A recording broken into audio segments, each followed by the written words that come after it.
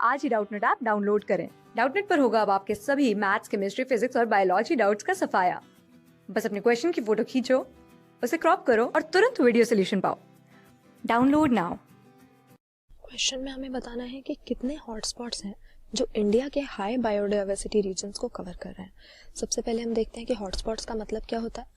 ये तो हमें मालूम ही है कि अर्थ पे या हमारे बायोस्फीयर में बहुत ही रिच बायोडाइवर्सिटी है, या हम कह सकते हैं कि स्पीशीज रिचनेस बहुत ज़्यादा है, यानी प्लांट्स और एनिमल्स की, सभी लिविंग ऑर्गेनिजम्स की तरह तरह की स्पीशीज यहाँ पर पाई जाती हैं।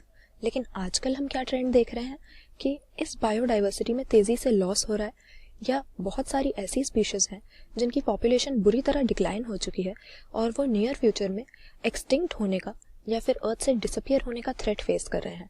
लेकिन जनरली देखा जाता है कि मोस्ट कंट्रीज के पास जो उनका बजट होता है बायोडाइवर्सिटी की कंजर्वेशन के लिए या इस बायोडाइवर्सिटी लॉस को रोकने के लिए ज़्यादा पैसा नहीं होता, क्योंकि कंजर्वेशन रिसोर्सेज उतनी ज़्यादा हमारे पास हैं ही नहीं जितनी तेज़ी से बायोडाइवर्सिटी का लॉस हो रहा है या जितनी तेज़ी से स्पीशीज एक्सटिंक्शंस हो रही हैं।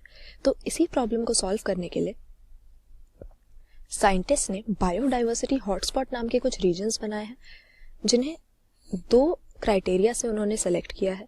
पहली चीज़ कि यहाँ पर स्पीशीज रिचनेस बहुत ज़्यादा होनी चाहिए, यानी तरह तरह की स्पीशीज इन रीजन्स में मिलती हैं हमें प्लांट्स और एनिमल्स की। और दूसरी चीज़ कि एंडेमिज्म का लेवल यहाँ पर बहुत हाई होता है। एंडेमिज्म मतलब एंडेमिक स्पीशीज हमें मिलेंगी, यानी ऐसी स्पीशीज जो उस पर्टिकुलर रीजन की लोकल स्पीशीज है और दूसरी किसी जगह पर पाई नहीं जाती हैं। तो इन बायोडाइवर्सिटी हॉटस्पॉट्स का पर्पस क्या है कि हमारे पास बायोडाइवर्सिटी कंजर्वेशन के लिए जो लिमिटेड रिसोर्सेज हैं उनको मैक्सिमम अमाउंट में इन हॉटस्पॉट्स पे यूज़ किया जाए।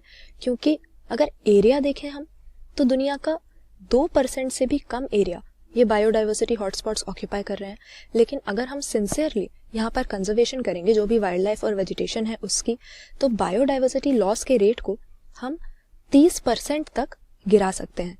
तो हम देख सकते हैं कि यहाँ पर स्पीशीज रिचनेस कितनी ज़्यादा होगी कि सिर्फ 2% एरिया को प्रोटेक्ट करके हम 30% तक बायोडाइवर्सिटी लॉस में गिरावट ला सकते हैं। और इसी तरह के 25 एरियाज इनिशियली साइंटिस्ट ने निकाले थे, लेकिन फिर इस लिस्ट में 9 और एरियाज को ऐड कर दिया गया।